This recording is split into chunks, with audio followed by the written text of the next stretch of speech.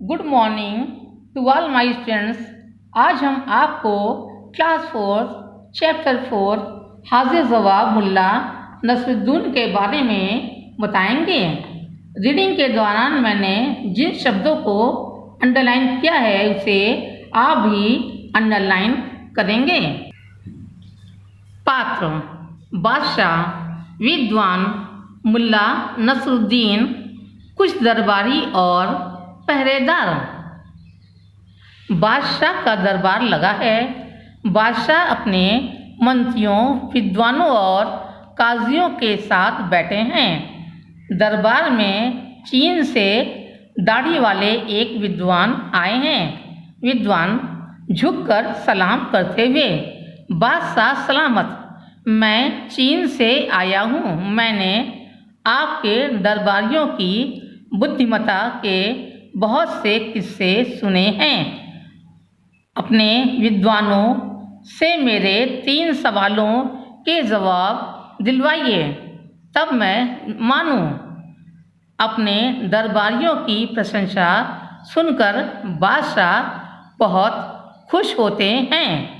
बादशाह मेहमानों के लिए बनी गद्दी की ओर इशारा करते हुए, हाँ हाँ जरूर, तशरीफ रखिए, फिर प्रश्न कीजिए। विद्वान: सज्जनों, आप लोग ध्यान से सुनिए। मेरे सवाल हैं, पृथ्वी का केंद्र बिंदु कहाँ है? आसमान में कुल कितने तारे हैं? मेरी दाढ़ी में कितने बाल हैं? सवाल सुनकर दरबार में सन्नाटा छा जाता है। सभी दरबारी नजरें नीचे किए बैठे हैं। कोई भी सवालों के सही जवाब नहीं दे पाता। विद्वान हैरानी से, अरे यहाँ तो सभी चुप हैं।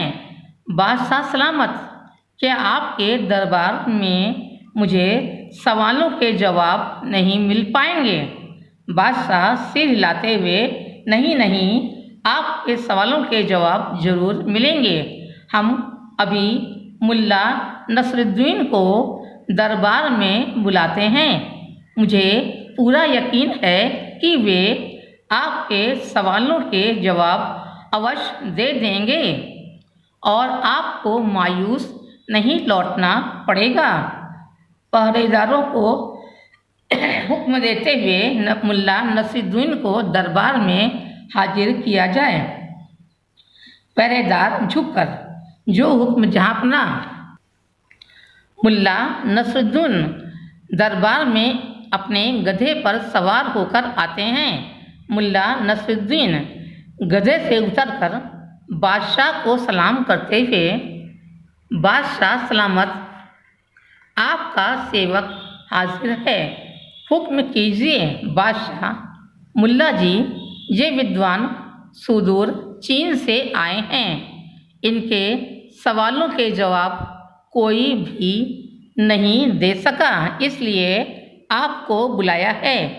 देश की इज्जत अब आपके हाथों में है। मुल्ला नसरुद्दीन विद्वान की ओर देखकर, विद्वान महोदय, अपना पहला सवाल कीजिए। विद्वान अकड़कर, पृथ्वी का केंद्र बिंदु कहाँ है? मुल्ला नसरुद्दीन अपने हाथ की लाठी को गधे के दोनों ओर घुमाते हैं। मुल्ला नसरुद्दीन मुस्कुराते हुए, इस गधे के पीछे वाले दाएं पांव के नीचे। विद्वान भौवें चढ़ाते हुए, पर इसका क्या सबूत है? मुल्ला नसरुद्दीन विद्वान की आंखों में आंखें डालकर, विश्वास न हो तो मंगवाइए गज और आप खुद पृथ्वी के दोनों सिरों को नाप कर देख लीजिए। जरा भी अंतर आए तो बताइए। विद्वान सक पकाते हुए, अच्छा ठीक है। अब मेरा दूसरा सवाल सुने। आसमान में कुल कितने तारे हैं? मुल्ला नसरुद्दीन तपाक से, मेरे गधे के शरीर पर जितने रोए हैं। विद्वान चिढ़ते हुए, इस गधे के रोए आपने कब गिने? मुल्ला नसरुद्दीन मुस्कुराते हुए, जब आपने आकाश के तारे गिने। विद्वान और अधिक परेशान हो उठता है। विद्वान झेपते हुए, ठीक है ठीक है, अब मेरा तीसरा सवाल सुने। मेरी दाढ़ी में कितने बाल हैं? मुल्ला नसरुद्दीन पलकें झपकाते हुए, यह तो एकदम आसान सवाल है। मेरे गधे की पूंछ में जितने बाल हैं उतने। एक उंगली उठाते हुए, ना एक भी बाल कम और ना एक भी ज़्यादा। विद्वान आंखें तरेरते हुए, लेकिन इसका क्या सबूत है? मुल्ला नसरुद्दीन विद्वान के एकदम पास आकर, आपको इसको साबित करना हो तो मैं आपकी दाढ़ी और गधे की पूंछ से एक एक बाल उखाड़ना शुरू करूँगा। यह कहते कहते मुल्ला नसरुद्दीन विद्वान की दाढ़ी की ओर हाथ बढ़ाते हैं। विद्वान घबरा कर, नहीं नहीं, साबित करने की कोई आवश्यकता नहीं, बस मैं हारा, आप जीते। विद्वान अपना सा मुँह लेकर रह जाता है। बादशाह प्रसन्नतापूर्वक, वाह मुल्ला जी, आप सचमुच हाजिर जवाब हैं। सभी दरबारी मुल्ला नसरुद्दीन की वाहवाही करते हैं। अब इस कहानी को मैं आपको अपने शब्दों में समझाती हूँ।